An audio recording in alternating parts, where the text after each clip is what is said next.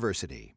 Additional funding is provided by the North Carolina Nursery and Landscape Association and the North Carolina Department of Agriculture and Consumer Services, presenting TarHeelGardening.com, your online gardening resource for North Carolina plants, professional advice, and more. And by Appalachian Naturescapes, custom landscape designs specializing in Blue Ridge native landscape themes, from intimate gardens to elaborate outdoor living spaces. AppalachianNaturescapes.com. Also by the North Carolina Sod Producers Association, representing sod growers throughout the state who produce quality turf grasses to meet a variety of residential, commercial, and recreational turf grass needs. ncsod.org. Coming up, waterfront, woodlands, and wonderfully designed gardens. In the Garden heads north to one of the top-rated gardens in the country. Next.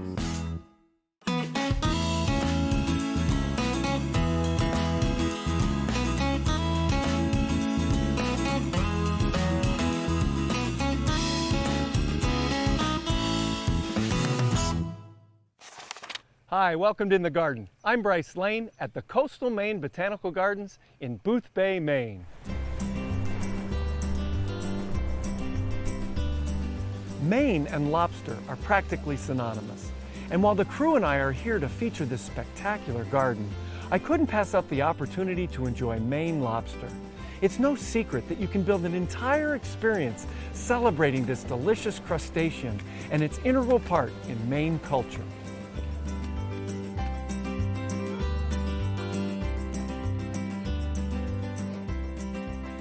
Now that I've enjoyed the lobster, it's time to soak up the sights at Coastal Maine Botanical Gardens, ranked number 1 on TripAdvisor's list of top 10 public gardens to visit in the country.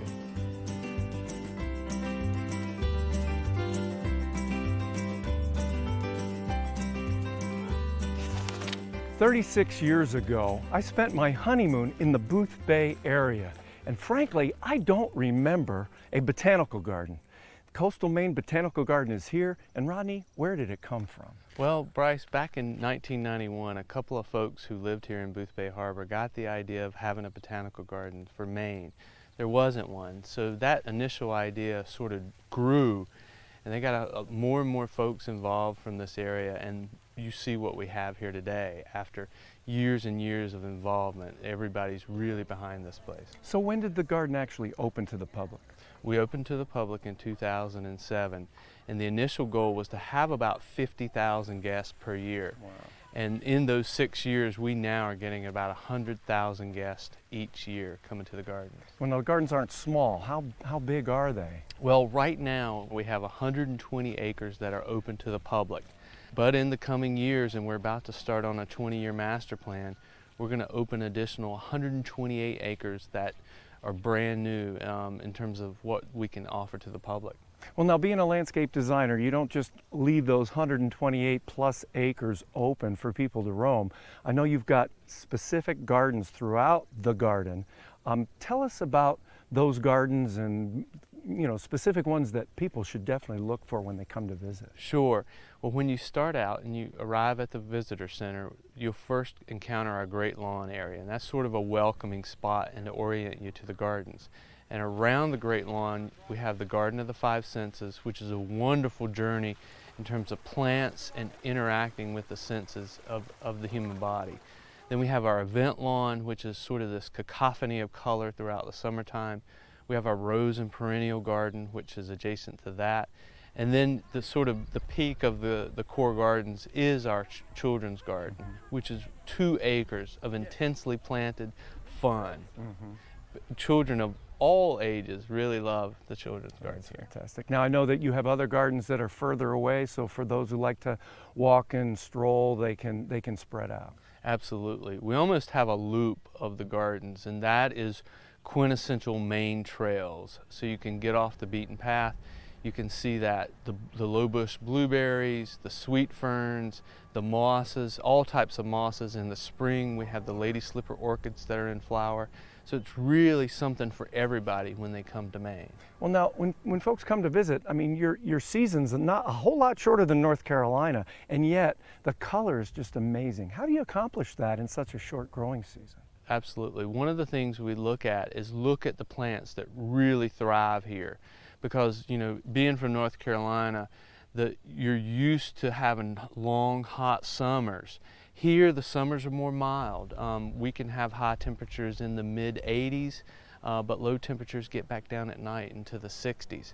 Plus, we get, you know, the sun rises at 5 a.m. and may set at 9 p.m. at the peak of the summer. So we've got a long growing season. So a lot of the plants that I would have killed to grow in North Carolina, some of the big leaf rhubarbs and other plants that have those huge leaves you see in the English gardening books, we can nail them. Well, that's fantastic. So Rodney, what are the primary goals of a botanic garden such as this? Our primary mission is focused on three key things, and it's almost the three-legged stool of our institution. The first being horticulture, the second education, and the third research. We've really started on our first two with horticulture and education, and we've gotten some really good programs going. The third component, research, is what we're really looking to grow over the next couple of years. And we've started this year, you know, with our internship program. We've brought in interns from all around the country, including a student of yours, Kristen Neal from North Carolina State. So we're looking for the next generation of horticulturalists to bring new ideas, and we can channel that energy and that information into our research program. That's great. I look forward to talking to Kristen too. Talk about garden maintenance. I mean, this is a huge place. I assume you guys have volunteers, and any special ways that you take care of the garden? Yes, we have a great group of volunteers and a great team of core staff members. But it is a lot to maintain, and one of the things that we look at is we have a very limited time frame between when the ground thaws out in the spring and when the plants start to emerge, especially a lot of the perennials. So what we do is we actually combine our mulch with compost. What that allows us to do is provide mulch and nutrients for the plants, and it's all organic. We are a totally organic garden. Oh, that's fantastic. We provide our nutrients organically, and we practice integrated pest management, where we scout for our pests and sort of determine what our thresholds are for the insects and diseases. Well, Rodney, that's fantastic, and I really thank you for having us up here, and we really look forward to seeing all these gardens and really getting to know the Coastal Maine Botanic Garden. Well, thank you for coming. It's a pleasure to have someone, especially someone from North Carolina, a former professor, come up here.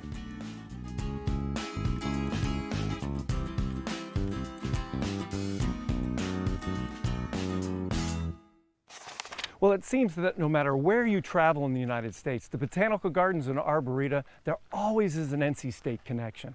And who would have thought I'd have to travel all the way to Boothbay, Maine to see one of my advisees? This is Kristen Neal, who's an intern here at the Coastal Maine Botanical Gardens. And Kristen, I'm really excited that you were able to be an intern here. Tell us about the internship program. How many interns are there? Well, we have 3 interns. They're all from different schools, different states, which is really cool. And we do everything from planting to weeding to just, you know, typical garden maintenance. So when did you actually get here for the internship? I started on May 20th, so almost as soon as school got out. Right, exactly. So what were some of the things you did initially once you got here? Well, that was around spring up here, so we started planting. It was every day planting for 8 hours, getting everything into the ground. And then after that, we went on to mulching. Okay. And, you know, just after that, then garden maintenance, weeding, and deadheading, and now we're continuing to do that all summer. So there's a lot of deadheading that goes on in a garden. Yes, there is. So tell me, so you're in this internship program and you get the experience of, you know, the hands-on experience in the garden. How's that going to benefit you now? I know, you know, you're a freshman and you're just getting started with your classes. What do you see as the major benefits of this program for you? Well, being here has taught me a bunch. I've, you know, learned so many plants. Hands-on experience is going to help me greatly in my science classes back at school. Right. I've learned more about plants here than I think I ever could from a book, and from the people that work here. They're all so knowledgeable. Our director of horticulture, Rodney Easton, is very well connected, and he is doing his very best to get all the interns connected as well. He's introduced us to Dr. Michael Durr and brought us down to the Arnold Arboretum to meet Dr. Michael Dozeman. He's just done his best in getting us to meet everybody and make our own networks. That's right, and that networking is very, very important. Okay, you've been here long enough to form some, this is my favorite place, maybe not my favorite place. You know, what's your favorite garden here at the Botanical Gardens? Well, it's really hard to narrow them down. You know, each one is so special in its own way. To be honest, I think the children's garden right behind you is probably my favorite one. It's, you know, full of great energy, and there's so many interesting plants back there. Well, I'm sure you just can't wait to head home in a couple of weeks and start classes at NC State.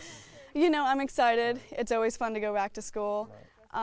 It's kind of sad to be leaving, but it's nice to know that I'll be coming back next summer for the internship as well. So you've already arranged for that internship next year? I have. I've already arranged to get it again, yes. Well, that's fantastic. Well, this is a great example of how botanical gardens and arboretum across the country help college students reinforce their school knowledge by coming and getting hands-on experience. Kristen, thanks for sharing with us, and I look forward to seeing you in a couple of weeks.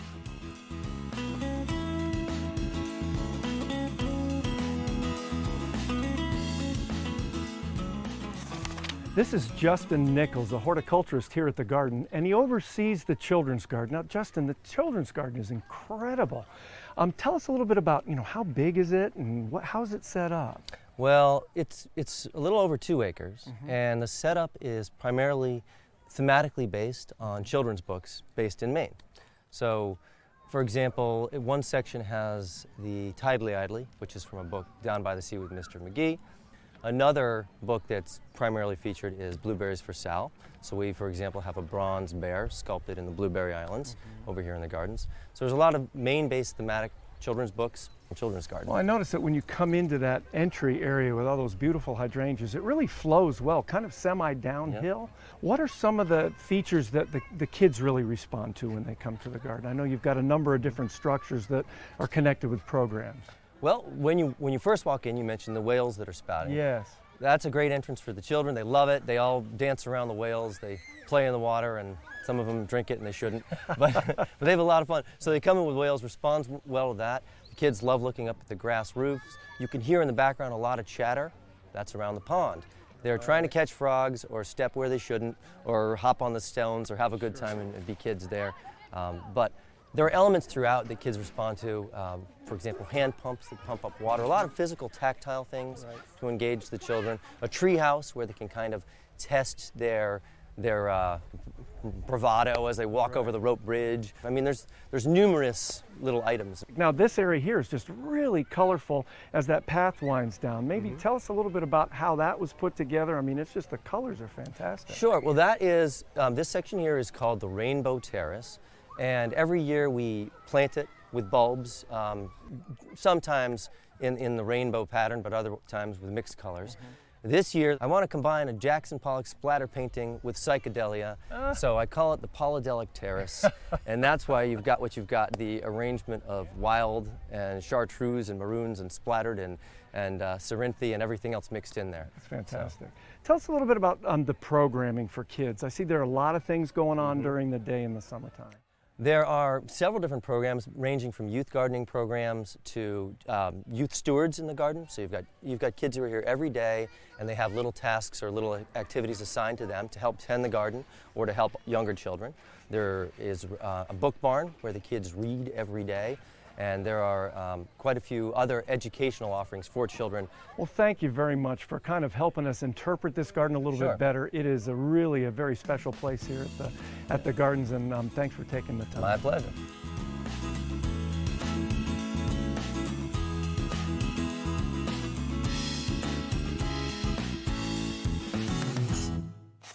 I have learned so much about gardening in North Carolina by visiting this botanical garden in Maine. Now, how could that be the case? The climate is so different.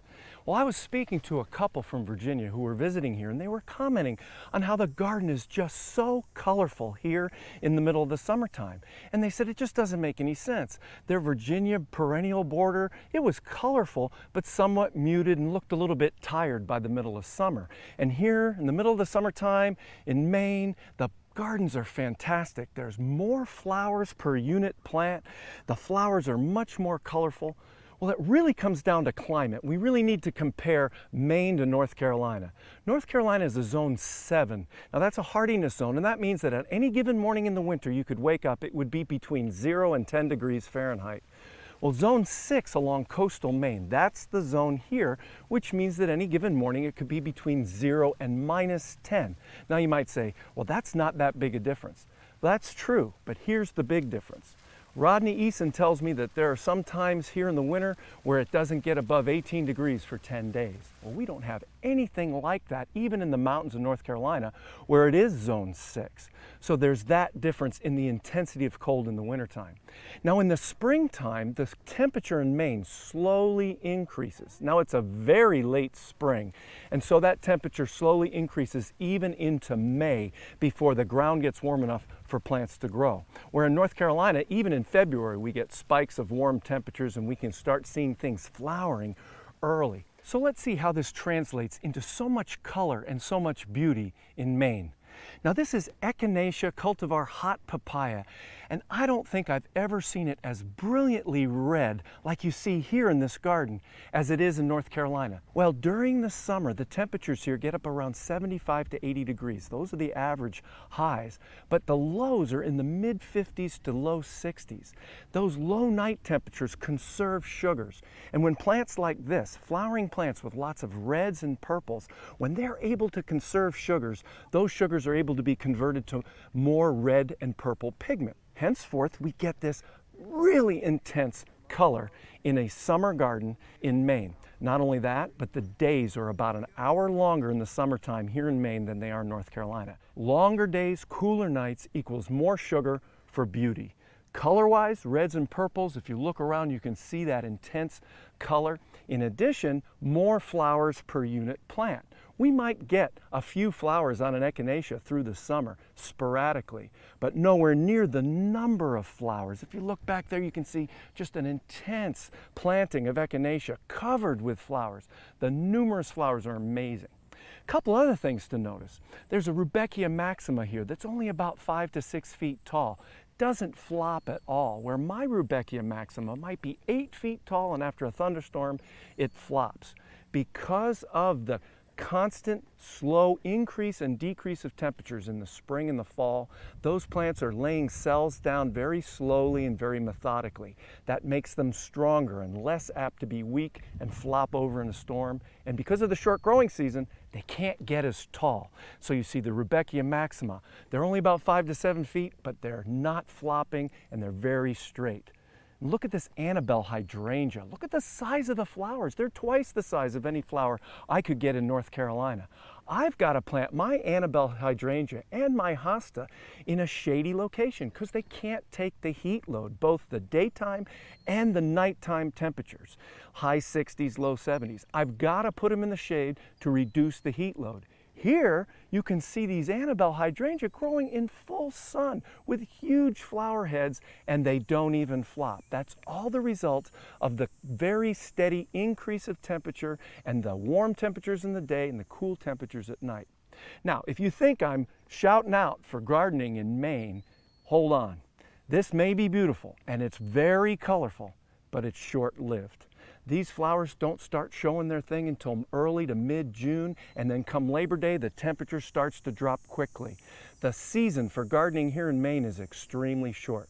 I'd just soon trade this beautiful color to have an extended gardening season like we get in North Carolina. And if we manage our temperature, light, shade, we too can garden with perennials in a very colorful fashion. We just need to change our expectations and manage our plants well based on the climate that we know we have.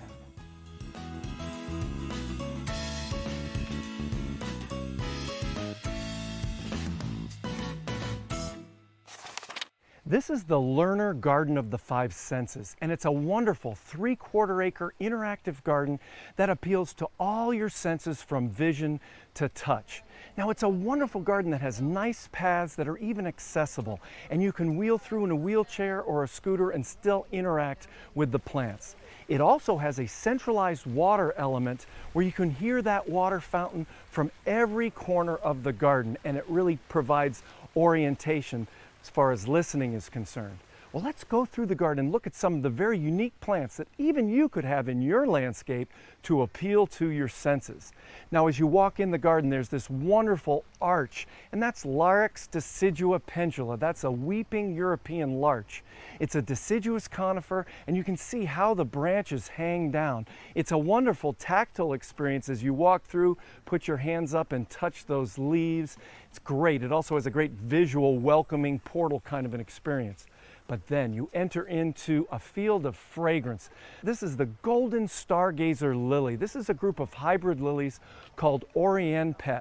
That's the oriental lilies that were crossed with the fragrant trumpet lilies, and you get these beautiful 4 to 5 foot lilies that grow up with columns of flowers with just, oh gosh, incredible fragrance. Look carefully at the flowers. This cultivar, golden, is a beautiful yellow, and if you look at the stamens and the pistil, almost a bronze or burgundy color in there, almost orangey bronze. Now as you walk through, you can see there's dichondra and creeping thyme. You can just run your hand along that, right along the wall.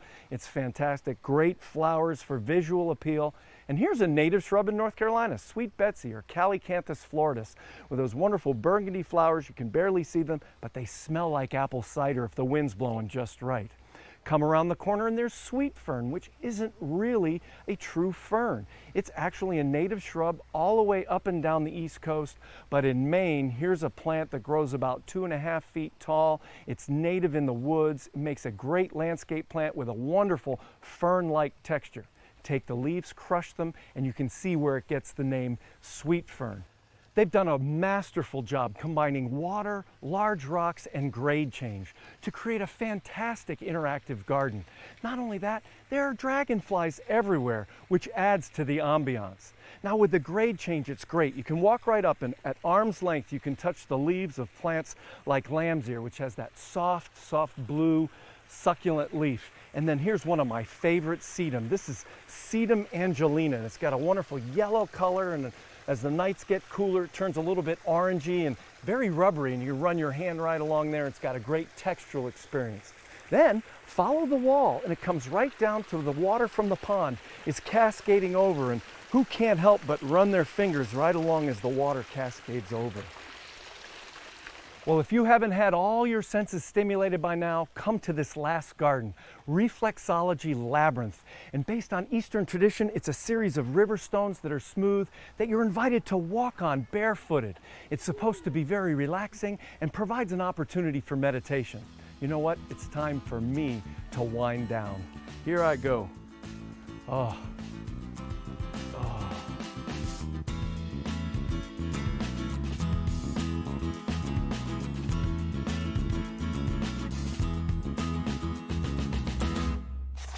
Our plant of the week is located right here at the Coastal Maine Botanical Gardens. Please send in your suggestions for a plant of the week to our website or our Facebook page, and if we use it on one of the shows, we'll send you an In the Garden t-shirt. Well, now the plant of the week is a wonderful ornamental onion. It's called Allium millennium. That's the cultivar name. It's a hybrid onion that was introduced in 2000. You can see where it gets the name millennium. Now here's an ornamental onion that grows about 18 to 24 inches tall. It's very tight and compact, and by midsummer, look at all the flowers. These wonderful umbels of flowers that are pink to purple coloration just clustered at the top of the plant. Down below, a deep, rich green leaf. When you touch on it and open it up and crush it, has a slight hint of onion. Not too overwhelming though. Now here's a plant for full sun, well-drained soil. In North Carolina, it'll tolerate partial sun, either eastern or western exposure as well. Plant them about 24 inches on center, and you can see the wonderful clumps that they create. It attracts bees, butterflies, and one of the great things for us gardeners, here's a plant that's deer and rabbit resistant. So you can plant it with confidence that it's not going to be eaten up by the next morning. It's a great plant for North Carolina as well as Maine, and it's a great plant of the week. Allium millennium, the ornamental onion. Well, that's all the time we have, and we really want to thank Rodney and Kristen and all the staff at the Coastal Maine Botanical Gardens for their hospitality. We have just fallen in love with this garden. So until next time, I'll be looking for you in the garden.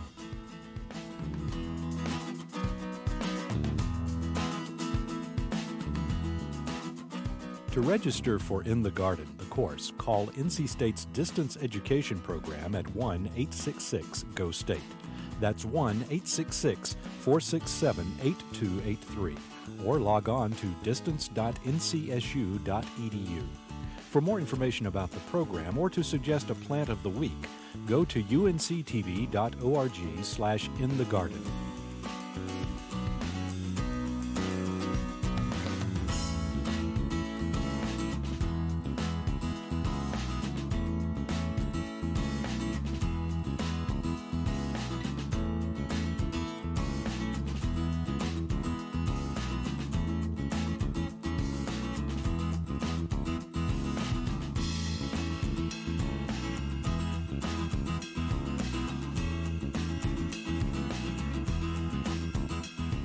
Funding for In the Garden is made possible through the financial contributions of viewers like you, who invite you to join them in supporting UNC-TV, and by North Carolina State University.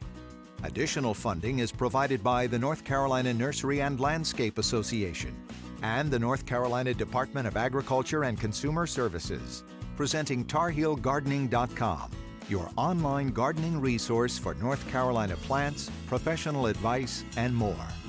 And by Appalachian Naturescapes, custom landscape designs specializing in Blue Ridge native landscape themes, from intimate gardens to elaborate outdoor living spaces. AppalachianNaturescapes.com. Also by the North Carolina Sod Producers Association, representing sod growers throughout the state who produce quality turf grasses to meet a variety of residential, commercial, and recreational turf grass needs. ncsod.org.